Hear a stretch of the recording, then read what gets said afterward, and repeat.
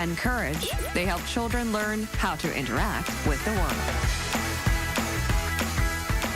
Embark on imaginative adventures with new friends and dream together. K Animation's special stories will warm your heart.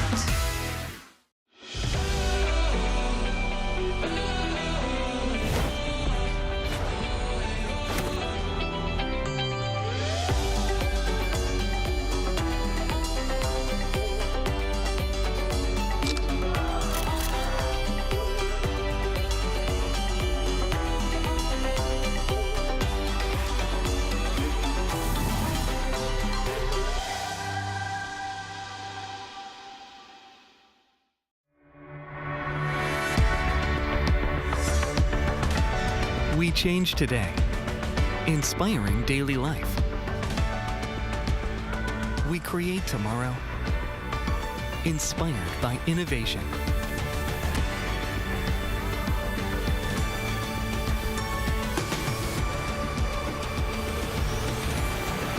Change today, create tomorrow.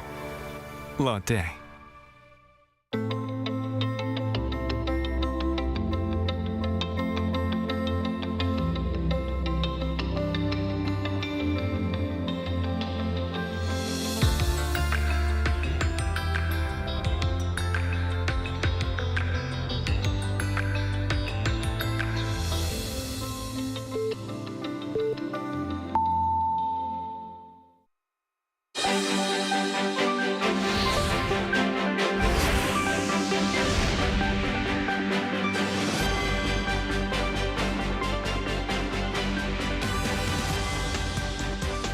It's December 12th here in Seoul, and I'm Kim Dan. We begin with these stories making the headlines at this hour, starting with the martial law saga.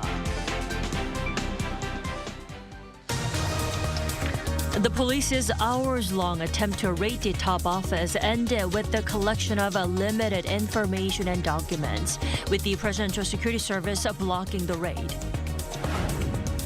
A special counsel bill to investigate insurrection charges against President Yoon over his martial law order is set to be passed at Parliament today, with the main opposition camp planning to push for a second impeachment motion. South Korean novelist Han Kang talking to South Korean reporters in Stockholm, where she was awarded the Nobel Prize in Literature, shared her novel journey, as well as her strong belief in language and its power. We are learning as we come on air that President Yoon is delivering a public apology, or rather address. Now, let's go straight to our Oh Soo-young, who is standing by at the presidential office. Soo-young, I hear that Yoon is still delivering his address, but what do we know so far? Right, so you're right. He's still in the course of delivering his very sudden surprise speech that he came to obviously do this morning. He was spotted coming to the presidential office for the first time in days since his public apology on Saturday. And, well, he hasn't finished the speech yet, but what he began the speech by saying was by pointing to the opposition party. He said that the opposition party is right now dancing around like a crazy swordman, claiming that the declaration, or his declaration rather, of the martial law last week is tantamount to insurrection. He said that the opposition is actually the force that is paralysing government and disrupting the constitution of South Korea. So right now, as of now, we can see no apology there for his actions. Of course, he made the public apology last Saturday for disturbing the nation, but for as when it comes to justifying his actions, it seems like he is defending himself. And right now, as we went into the newscast, he's claimed that the emergency measures that he declared, the martial law that he declared, were not intended to destroy the constitutional order and the South Korean constitution, but rather to inform the people of Korea of the bipartisan split, the crisis of the country, saying that he wanted to protect and restore the constitutional order and the constitution by imposing this martial law. He kept pointing to the opposition opposition, saying that attempts to impeach him since the beginning of his inauguration was an attempt to cover up their own grievances, and he blamed them for completely destroying public service as well as the functioning of government. He's been describing how this entire process after the martial law, the debate on when he should resign, the accusations by the opposition is harming the function of government, saying that many of his ministers have volunteered to resign. He's pointing to how this is really disrupting the national civil service, and as well as South Korea's diplomacy. So, as we can see, as of now, at this point in his speech, he has not apologized again for his actions, and he is rather defending himself. So we will have to wait until he finishes his speech to see if there's anything more conclusive or more something that indicates how he will be departing from office, because that is the biggest question right now within the ruling party and the opposition as well. Definitely. We will have to get back to you for details, but it sounds like President Yoon will face impeachment motion, whatever comes to him. But in the meantime, does that mean he will push for legal preparations for future investigations? That certainly does seem to be the case. So as we heard reports coming in yesterday, actually, it seems that President Yoon is consulting legal professionals. He's reaching out to them in order as the public mood and also the political mood leans towards impeachment. And in fact, President Yoon's office is it's reportedly conveyed to the People Power Party that he would prefer impeachment over a voluntary resignation. And as we've heard from his speech so far, It doesn't sound like he will be making that kind of step. So if he is leaning towards impeachment, then he is getting ready for it. Apparently he's already reached out to former secretaries for the presidential office from legal backgrounds, as well as very prominent lawyers from law firms. And, well, if he is impeached this Saturday by the motion introduced by the opposition party, then that means that him and his legal team would have to counter both the insurrection charge and the impeachment proceedings. So those would be that would be the major task for him there. And I suppose the biggest questions there would be whether his actions amounted to an act of insurrection, and also whether he had an intent to actually disturb the constitutional order. And right now, as what he's saying is that he didn't. Alrighty, Soo-young, do keep us posted throughout the day, but thank you so much for the report this morning. Thanks very much, Tammy. And ahead of President Yoon's public address, the ruling People Power Party leader Han Dong-hoon called for the president to be suspended from his duties as soon as possible. When asked by a reporter whether Yoon should be impeached, Han said yes, and there is no other way. Han's remarks came Thursday morning, where he said it's been confirmed that President Yoon has no intention of stepping down early. And Han called on PPP lawmakers to attend the impeachment vote on Saturday and cast a vote in order to prevent further confusion. And on Wednesday, the South Korean police was unable to collect sufficient evidence needed to investigate the brief imposition of martial law in its raid of the presidential office. Our Lee Soo-jin tells us more.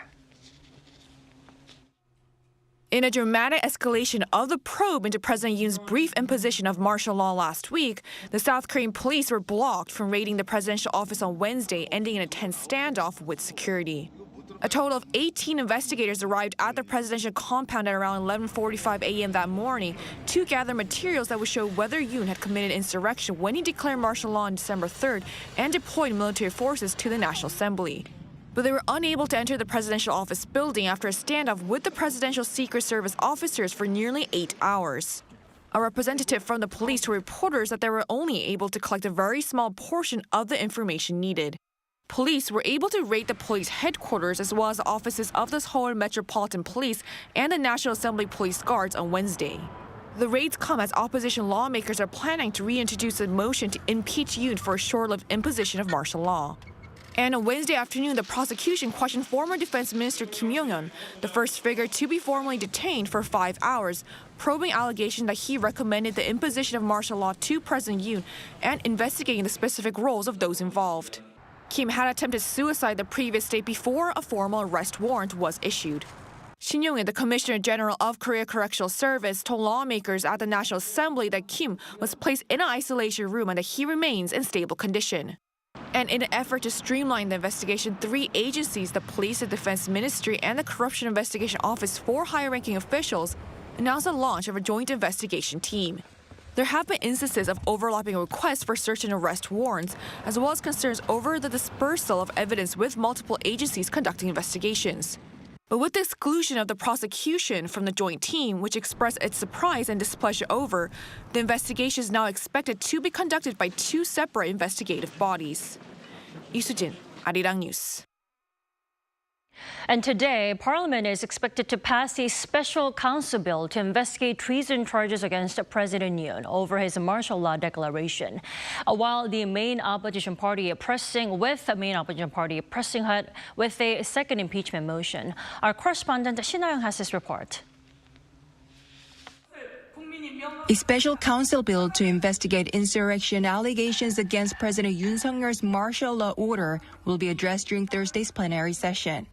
This follows the passage of the bill by the Assembly's Legislation and Judiciary Committee the day before. If approved by Parliament, President Yoon could veto the new bill, unlike the previously passed special counsel bill, which calls for the appointment of a permanent special counsel to investigate treason charges against Yoon and his aides. The main opposition Democratic Party also plans to pass a bill to initiate a special prosecutor's investigation into allegations of corruption and election interference by First Lady Kim Gon-hee on the same day. The DP is set to reintroduce the impeachment motion against President Yoon on Thursday after originally planning to do so on Wednesday. The party will report it to the National Assembly during Thursday's plenary session, aiming to hold a vote on Saturday. The ruling People Power Party will elect its next floor leader today in a 2-way race between 5-term lawmaker Kwon Sung-dong and 4-term lawmaker Kim Tae-ho. The new floor leader will be tasked with managing the aftermath of Yoon's martial law declaration, including preparing a strategy for the impeachment vote against President Yoon. Meanwhile, government officials, including Prime Minister Han Dong-hoon, were grilled by lawmakers on Wednesday. The lawmakers questioned key government officials, mainly members of the cabinet known to have attended a meeting convened by President Yoon on December 3rd to discuss the martial law order before it was declared. Prime Minister Han apologized once again for not having prevented the situation. I made clear my objections, convened the cabinet, and held a meeting to persuade our president, but ultimately failed to do so. I feel deeply sorry, apologetic, and guilty. The cabinet meeting related to the declaration of martial law was held for 5 minutes, according to the Ministry of the Interior and Safety. Shin Ha-young, Arirang News. So the police raided the presidential office as part of an investigation into the martial law order on Wednesday, but only to return with a very limited number of documents, with Yoon's office refusing to fully cooperate. Let's discuss more with lawyer Jung Hwang this morning. Welcome to the program. Thank you for having me. Thanks for joining us. So would you say the raid was semi-successful? I mean, does it mean it'll happen again, another one? I mean, they were not able to enter into the premises because presidential security detail prevented police from entering the premises. And furthermore, there was actually a law change just last year that gave the presidential security detail command over police units and military units that were in charge of presidential security. So even the chain of command is unclear. So it's really unclear to me until the president is actually relieved of his duty, whether the police can actually enter the premises and obtain the documents that they desire. Right, police raid into the presidential office is quite an unprecedented one. What needs to happen for the police to raid the presidential office? The police raid came with the ultimate goal of, collecting meaningful information related to the martial law order. I mean, basically, presidential security detail has to stand down. And at this moment, it doesn't look like that's going to happen anytime soon. Well, then what kind of information do you think the police were looking for yesterday? Well, for example, we've gotten a lot of testimonies from military commanders, intelligence officers regarding what happened on December 3rd. We actually had testimonies regarding President Yoon actually calling individual commanders, asking them to actually enter into National Assembly, prevent lawmakers from convening in sufficient numbers and so forth. So phone records, I don't know what kind of phones President Yoon was using. There might have been a phone logs and so forth. All relevant information will be subject to investigation. Right. And at the same time, investigators are pointing to President Yoon as the main insurrection suspect. But let's start with the term ringleader. What makes an individual a ringleader? So the Korean term is suge, and that's being translated as ringleader. Basically, the go-to person, ultimate leader of the whole enterprise. In this case, President Yoon was ultimately the person calling all the shots in this martial law declaration, and that's almost kind of apparent, the fact that he gave the declaration to the whole people, and he's not really backing down in his claim, which also him giving an address to the entire people. So I think that he was the ringleader of the whole enterprise is not in doubt. What he is disputing is that what he did was lawful. Well, then what punishment does the ringleader of an insurrection face eventually, and also those who participated in the case? The maximum penalty is death penalty. Oh, what about those? Yeah. Yeah, others will, depending on the gravity of their offenses, their maximum penalty, again, is up to death penalty. We actually have a Supreme Court precedent that is right on point what constitutes insurrection. We actually have a Supreme Court decision written in 1997 in connection with Han Dong-hoon and Nat'l with respect to their infamous December 12th coup d'etat from 1979. Today actually happens to be 15th anniversary of that coup d'etat. And let me remind you, Han Dong-hoon was sentenced to death under the Supreme Court precedent. Right. The next in line to take the presidential position is Prime Minister Han Dong-hoon, but that might not be possible with police having requested to question cabinet members as well. Then who's next in line? Should we expect a snap presidential election as well? We'll literally have to go down the chain of succession. We do have exactly who steps up each time there's vacancy that is in the chain of command. And what happened was that there was a cabinet meeting right before the martial law was declared, and there were 11 cabinet members. So to the extent that to what extent the process of law kind of looks at them as having aided and abetted this whole insurrection business, a number of them could be knocked out of, kind of doing their official duties. Before we connected with you, sir, our Oh Soo-young told us that President Yoon is delivering his public address, and it appears that he will face the impeachment motion instead of stepping down as the president. His argument is that there were no problems regarding the declaration of martial law and also lifting the order. From a legal perspective, is that the case? Well, I think the consensus, near consensus among all the lawyers and legal scholars that are, a lot of them expressing their views very publicly through SNS channels, is that this was unlawful declaration of martial law.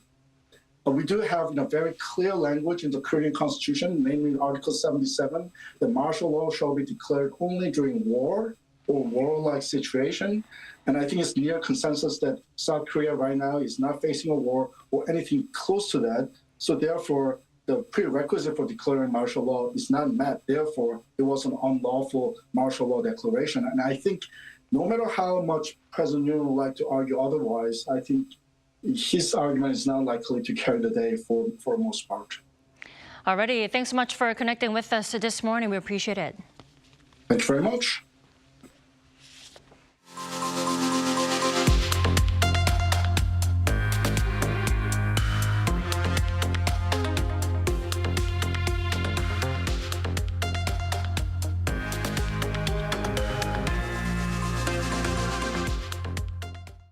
The tech-heavy Nasdaq on Wednesday surpassed 20,000 thanks to a major rally by big tech firms. The index rose 1.8% on the day to close at 20,034.89. This marks the first time the Nasdaq has surpassed the 20,000 mark and caps a stunning run since it saw a sharp decline in 2022. The index has risen 90% since then, thanks to increased anticipation over artificial intelligence. And Wednesday's milestone comes as the latest consumer inflation data is meeting expectations, reassuring investors that the U.S. Fed will cut the interest rate for the third time this year.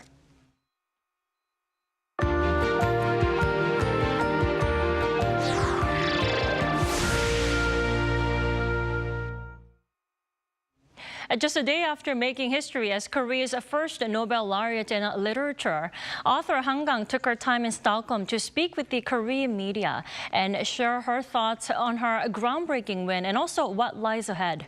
Our culture correspondent Sung Yujin has our story. For Han Kang, this year's Nobel laureate in literature, winning was a chance to reflect on how far she's come. Writing my Nobel lecture really made me reflect on my past. It helped me figure out my coordinates, where I am now, and how far I've come. It gave me a clear understanding of my journey and a better sense of the path ahead. Han's life story was given another chapter throughout this year's Nobel Week. When asked about her most memorable moment, it wasn't the grand award ceremony or banquet. This morning, I visited a library where students sang songs, shared poems they'd written, and discussed my novels. One student wrote a poem inspired by my short story, The Fruit of My Woman, imagining herself as a tomato and saying, "I'd be tasteless, so please don't eat me." It was both funny and unforgettable. The author also took the time to discuss her works, specifically how the Swedish Academy awarded her the Nobel Prize for her ability to, quote, expose the fragility of human life. I aim to capture the incredible complexity of human life in my writing. My characters often face inner conflicts, vulnerabilities, and contradictions. I believe these elements reflect reality and are a more natural representation of humans. But her works couldn't have touched the hearts of readers worldwide without good translation. Han expressed heartfelt gratitude to the translators, the hidden heroes who brought her books to life in 28 languages. Some translators I've met, but many I haven't. Yet, through our shared work, we are connected. I am deeply grateful to them. I also hope that the works of more Korean authors will be translated, not for awares, but to reach more readers. And for those eagerly waiting for her next novel, Han reassured them that while it may take time, it will come. I'd been working on a Snow Them trilogy, but the final instrument turned into something entirely different, which became We Do Not Part. Now, I must return to the trilogy and start over. Once Nobel Week ends, I plan to return a quieter life to focus on completing it. So from winning the Man Booker International Prize in 2016 to the Nobel Prize in Literature this year, Han Kang is redefining Korea's literary legacy.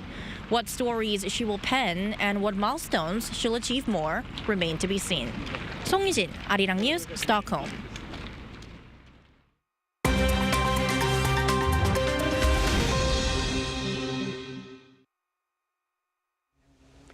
Good morning, I'm Yoon Se-young, and this is The World Now. We begin in Syria, where Syrian rebels have set fire to the tomb of Hafez al-Assad, the father of deposed direct dictator Bashar al-Assad. According to the Syrian Observatory for Human Rights on Wednesday, rebel fighters committed the arson attack on the grave in Kandahar, a village near the western city of Latakia. A former military officer, Hafez al-Assad, seized power in a coup and became president in 1971. He ruled Syria until his death in 2000. The tomb also houses the grave of Hafez's eldest son and intended heir, Bashar al-Assad, who died in a car accident in 1994. Bashar al-Assad inherited power after his brother's death. In 2011, as the Arab Spring protests spread across the Middle East, he violently suppressed anti-government demonstrators. The crackdown plunged Syria into a civil war that has persisted for 13 years. Despite significant support from Russia and Iran that shifted the tide in favor of government forces, Bashar al-Assad was ousted following the renewed rebel offensive that began late last month. To the U.S. now, where the director of the Federal Bureau of Investigation, Christopher Wray, announced Wednesday local time that he will resign before the start of the Trump administration next month. Wray has been under increasing pressure, with Trump repeatedly expressing dissatisfaction with him and calling on him to resign. The president-elect took to social media on the same day to call Wray's decision a great day for America.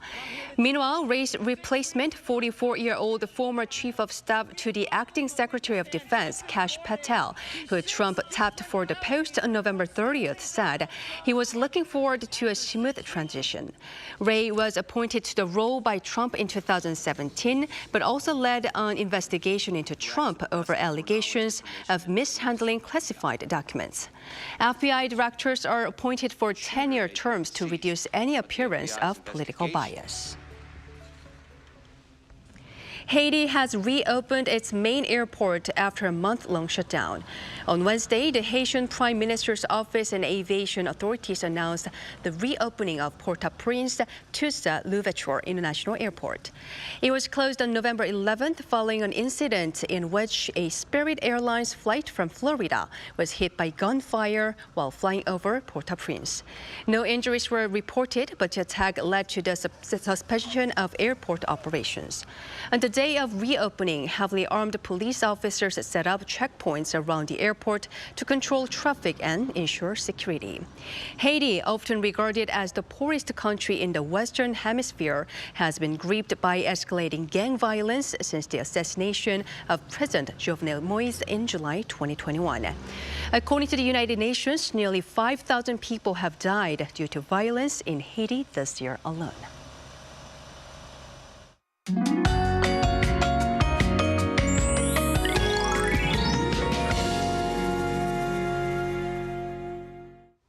We had a cooler start to the day, sub-zero temperatures to begin the day in the capital, but biting winds are dragging down the feels-like temperatures to below -6 degrees Celsius. Now, yesterday's rain and snow on the East Coast have let up, lifting a dry advisory in the east of Gangwon-do province, but Busan and Ulsan remain under a dry weather advisory. Meanwhile, parts of Chungcheong-pukto province and Daegu have high ultrafine dust levels, and it will remain dusty through the first half of the day. Now, afternoon highs will be 1 to 3 degrees lower this afternoon. Seoul gets up to 5 degrees, Daegu at 9, Busan topping out at 11 degrees Celsius. Plenty of sunshine is in store nationwide today. There will be a mix of rain and snow in most parts tomorrow. Then Chungcheongdo and Jeollado provinces, as well as Jeju, could see wintry weather through this weekend. Jeju, however, will have wet weather until early next week. The capital stays under partly sunny skies with cold winter temperatures.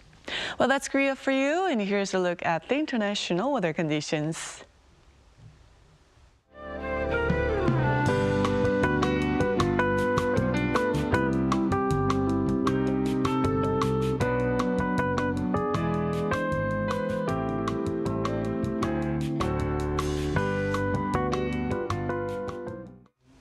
That's all we have for this morning. Thanks so much for watching.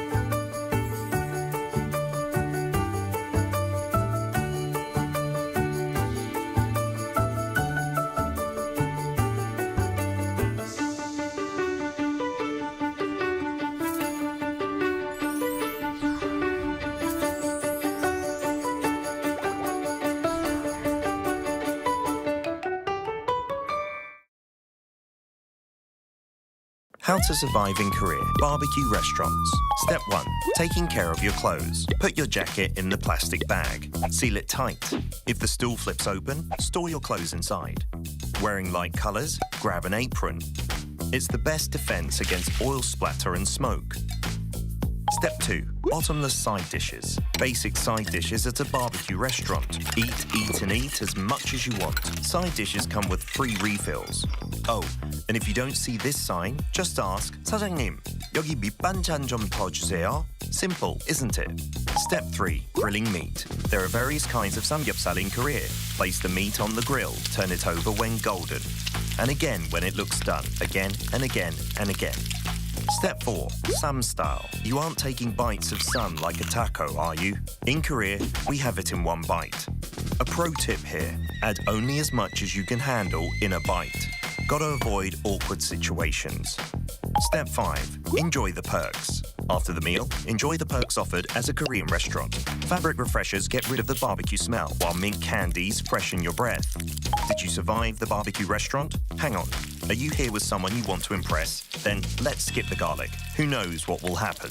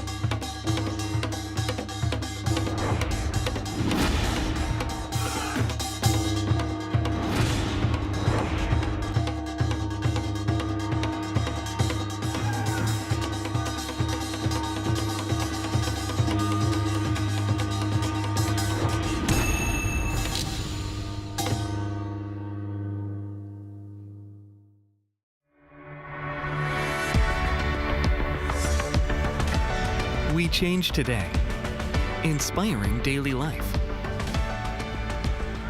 We create tomorrow, inspired by innovation.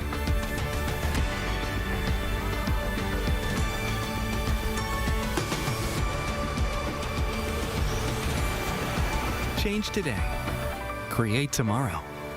Lotte.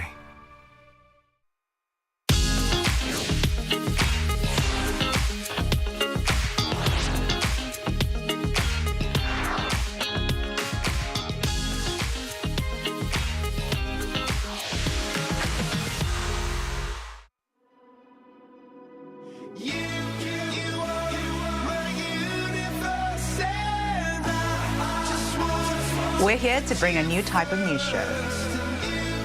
New insights, new styles, and new topics every day. We are News Generation.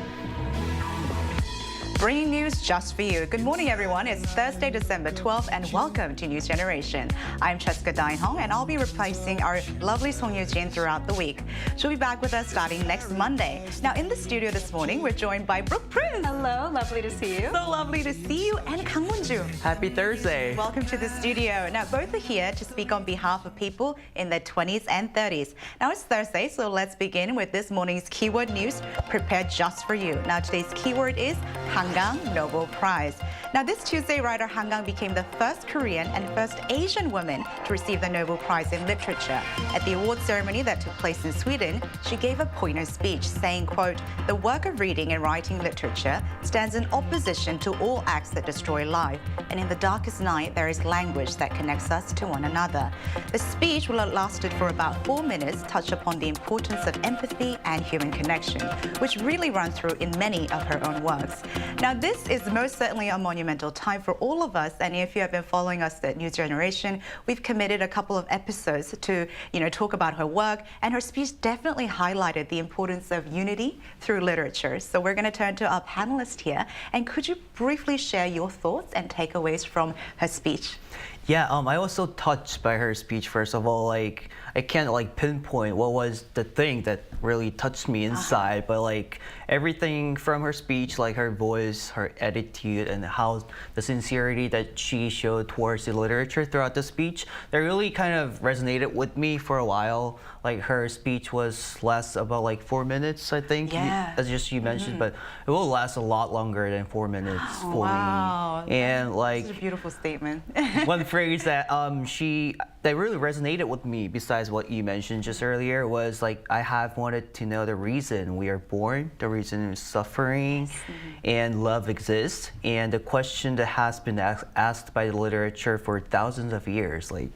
This is the writer's quote, right? Yes. So I thought by throwing this question, she well expressed where her novels are directed towards, and how meticulously she treats the literature by herself. So I think it was a very great speech. And I loved your statement about how even though the speech only lasted for about 4 minutes, it will probably last a lot longer in the hearts of all the readers. It made history, certainly. And all the viewers that are watching. What about you, Brooke? Well, I have to say you can really tell that she's a writer from how she gives speeches. She's such an eloquent speaker. Yes. And I really enjoyed and appreciated the fact that she gave a shout out to translators. Yes. As someone who has a master's degree in Korean English interpretation and translation, I know exactly how difficult it is to translate literature.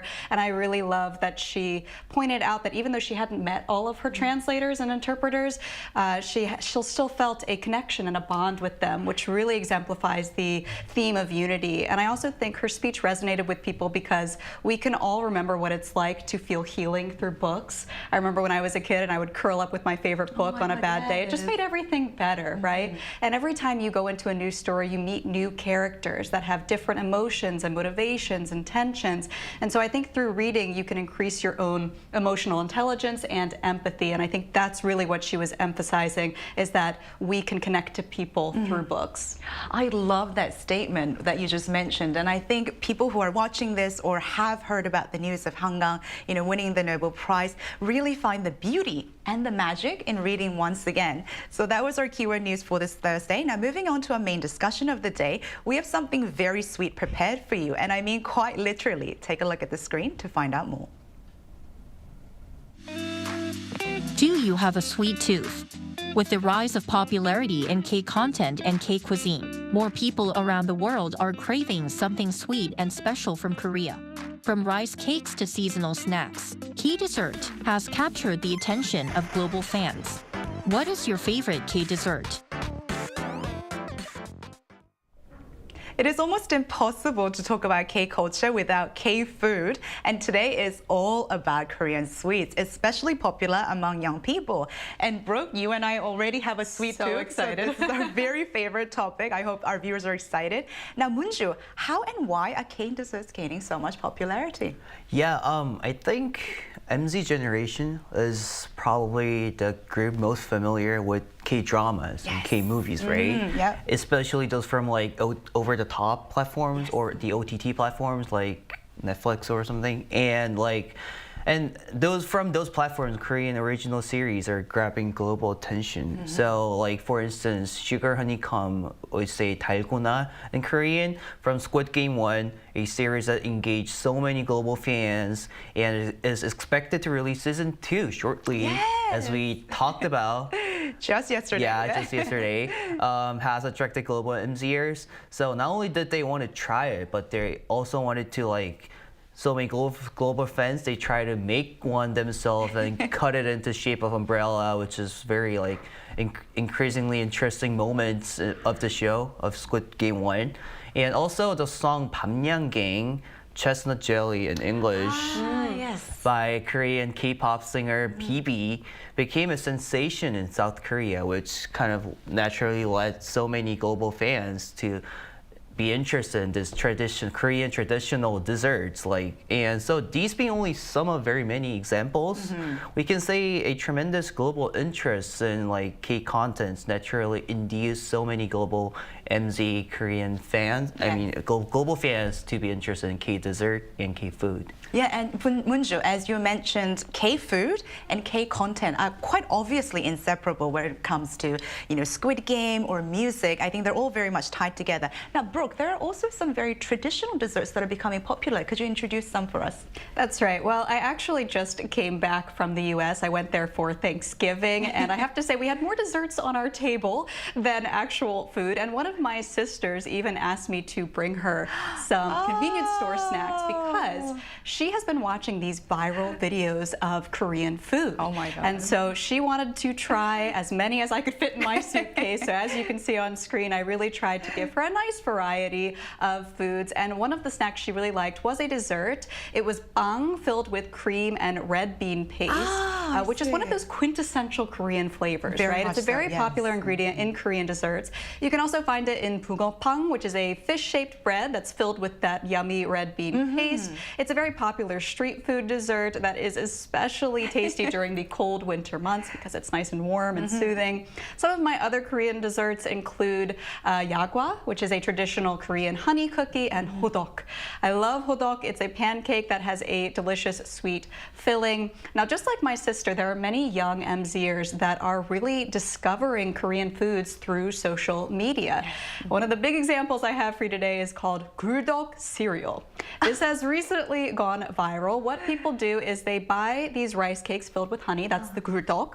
They have a bowl of milk and they put the gurdok in it and they eat it like cereal. Now, some of them say the best way to eat it is by sort of mashing up the gurdok so that the honey will seep into the milk, making it even sweeter. They say that the texture is similar to bubble tea because it has a certain chewiness that many find appealing. And I love bubble tea, so I think I might give this a try. But what do you guys think about gurdok cereal as Koreans? I know. I must preface, as a Korean, when you first said it, thinking of rice cake as a cereal is quite unthinkable, right? No, not at all. It's more of a finger food. Right. But when you mentioned that it tastes more like a bubble tea once you mash it, I'm going to be honest, I might not try it, but it makes sense, in my opinion. I'll try it. Oh, you try it? Don't worry, I'll try it. I'll try it for you. We'll let you know. I'll try it, yeah. So you have one vote from the studio. Yeah, I'll let you know next time. Please do. Yeah. I'm so curious. Now, you mentioned gurdok, honey rice cake, which I think is a very important segue, or delving more into the topic of today, which is that, as name stands, tok, a traditional but also a long-standing dessert in Korea, is actually made from rice. But this might be unfamiliar to some overseas consumers who are more used to, I would say, like cake and bread that are flour-based, right? Just like you and I. So we're really curious to know, why do you think these type of rice-based desserts are actually gaining popularity? Well, I do think this flavor and texture is unfamiliar to foreigners. It certainly was to me before I moved to Korea, but luckily I was pleasantly surprised by the texture. I really enjoyed the chewiness, and to this day, tteokbokki is one of my favorite Korean meals. But of course, like we said earlier, I do have a sweet tooth, so desserts are my favorite, and I personally love rice cakes. They can be made into tteokbokki, like you're seeing on the screen, but they can also be used for sweet foods like seongpyeon, which is typically eaten during Chuseok. And then there are many other different kinds of varieties like chapsal, jeolpyeon, and injeolmi, which is one of my favorites. and all of them have their own unique charms. Now, the success of these desserts overseas is reflected in the numbers as well. Exports of rice processed foods such as rice cakes and rice snacks from January to October this year amounted to $250 million, up more than 40% year on year. And interestingly, my home country of the USA accounted for 52.8% of Korea's total exports of these rice-based desserts. So they are becoming quite popular in the USA. And they say that this is probably due to the growing interest in convenient and healthy foods abroad. Now, we've talked about gurdok cereal, which doesn't exactly scream healthy, but typically foreigners, when they see rice, they think healthy. And so because of that reason alone, we're seeing that these K desserts are becoming more popular. And of course, like we've been talking about today, a lot of consumers want to try the K food that they're seeing in their favorite K content. So the Korean wave is also something that we can thank for the popularity of K desserts around the world. K wave also, but as you mentioned, rice kind of had this brand image of it being healthier option. Right. So this is quite interesting because if we think about the fact that here in South Korea, rice consumption is actually decreasing, especially among the young crowd, like those in 20s and 30s. And we actually covered it here in News Gen also. So the fact that they're consuming less rice as a staple diet, but the rice processed goods are actually on the rise. Now, what do you think, Sir Moon-jun? Could you give us some numbers to back this up? Yeah, of course. First of all, I'm the one who's reducing the consumption of rice, but increasing the consumption of like rice-produced goods, which I find pointless of me reducing the rice. I don't know. But yeah, just moving on to numbers, like South Korea reported the highest export records of rice processed goods last year. So the yearly export amount of rice processed goods has been rising every year since 2015. The amount first surpassed the $100 million in 2019. Then just within 5 years, hitting the peak at $220 million in 2023, first exceeding the $200 million mark. And in fact, South Korea has been overproducing rice, which led the government to come up with policies encouraging producers to produce rice processed goods. So one of the recent policies is vitalizing the rice flour industry, which contributed to the idea of this delicious, sweet rice processed goods desserts. Yes. So yeah, these are some like trends that are moving on within the rice in South Korea. And this is a very interesting fact because, as you mentioned, as a staple diet, we're seeing a less of consumption, but the rice processed goods and even the variety of the food that are happening in the market is actually growing. So now we're even more curious to know if and how our international viewers have responded, and we asked them for their favorite Korean snacks and desserts. Now here are some of their responses. Now definitely Jig said, my favorite is yakgwa, very soft and sweet. I've never had anything like it. The Future _27 said, my all-time favorite is 팥빙수, hands down. And Me Too 6599 said, 꽈배기. Oh, I would so agree with all of our viewers. Now to learn more about the charm of K desserts, we'll be joined by a global millennial who loves K dessert. Join us after the break.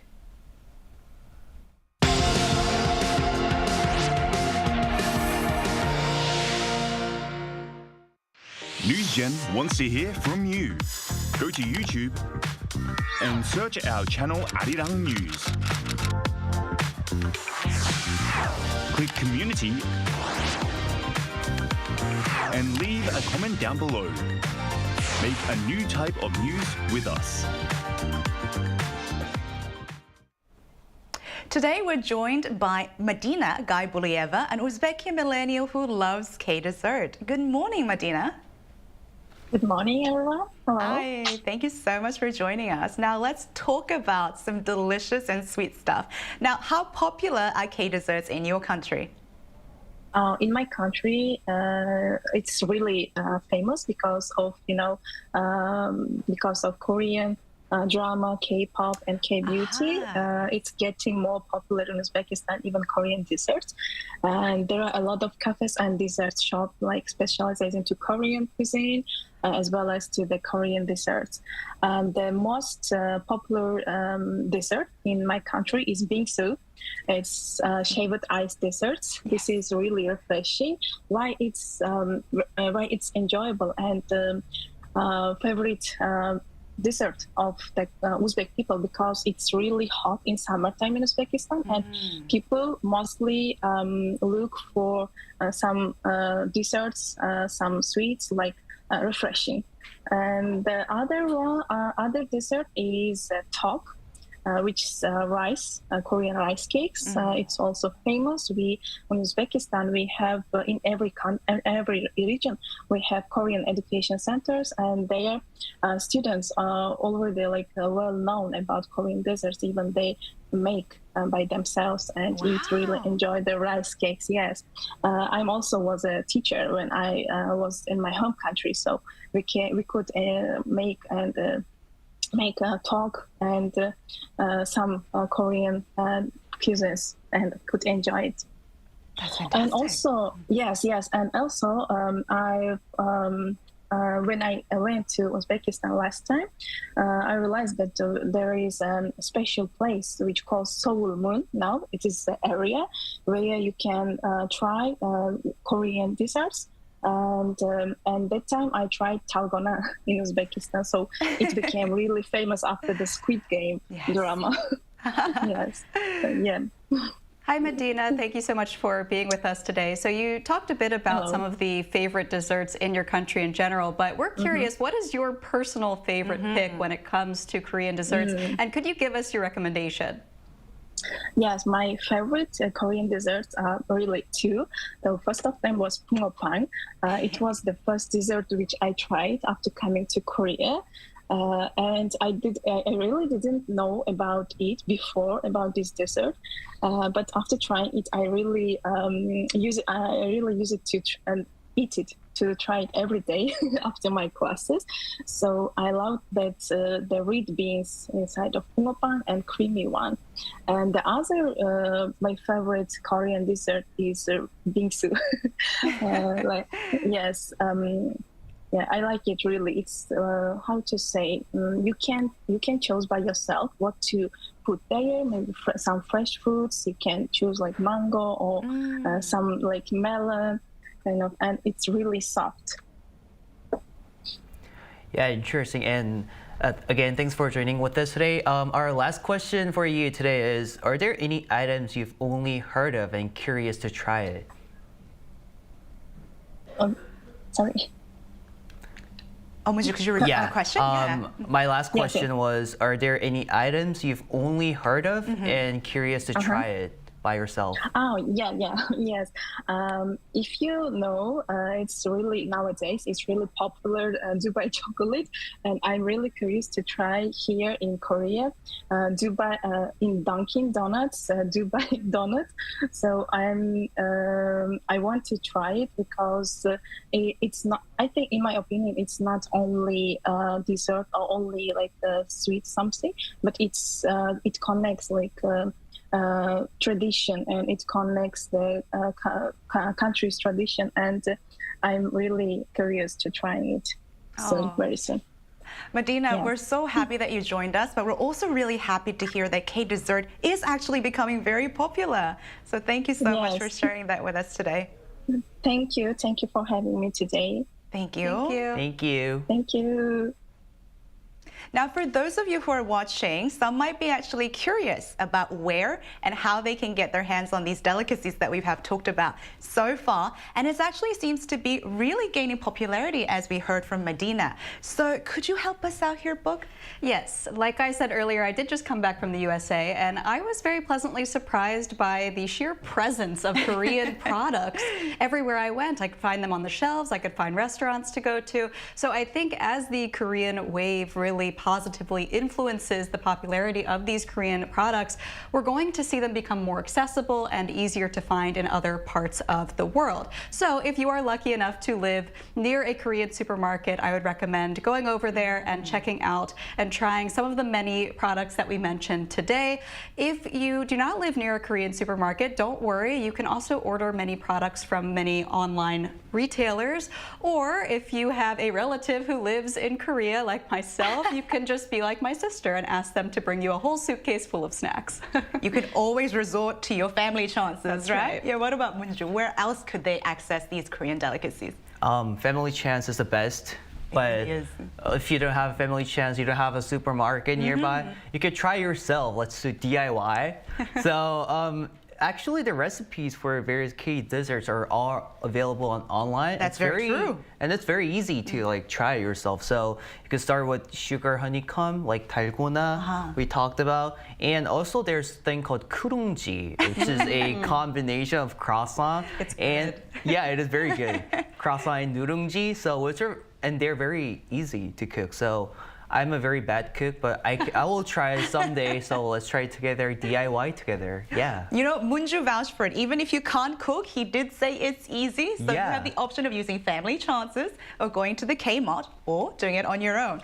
Now that's all from us today. Thank you all for joining us. NewsGen will be back tomorrow at 10:30 a.m. Korea time. Special thanks today to Brooke. Thank you so much. Had a great time. And Kang Munju. Thanks for having me today. Thank you. And that's all from us today, everyone. See you tomorrow. We are News Generation.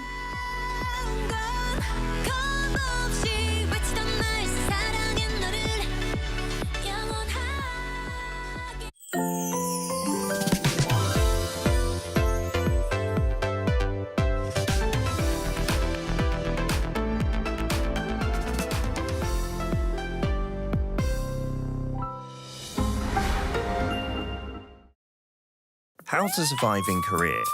One